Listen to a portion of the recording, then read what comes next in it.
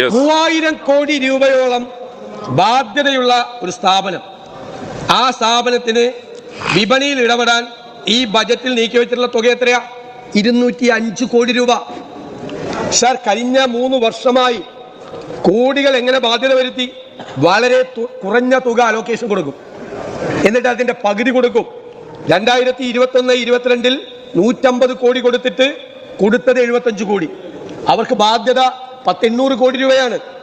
1000 കോടി രൂപ ബാധ്യതയുള്ളപ്പോൾ കൊടുത്തത് അലോക്കേഷൻ 180 കോടി. ഒറ്റ പൈസ കൊടുത്തില്ല. 22-23 ഒറ്റ പൈസ കൊടുത്തില്ല സപ്ലൈകോയ്ക്ക്. അപ്പൊ നിങ്ങളുടെ ഉദ്ദേശം എന്താ? നിങ്ങൾ സപ്ലൈകോയെ പൂട്ടാൻ നിങ്ങൾ ആഗ്രഹിക്കുന്നു, അല്ലാതെ ഇവനെന്താ 1 രൂപ കൊടുക്കില്ല. കേരളത്തിൽ പൊതുവിപണിയിൽ ഇടപെടേണ്ട സപ്ലൈകോയ്ക്ക് 1 പൈസ കൊടുക്കൂല.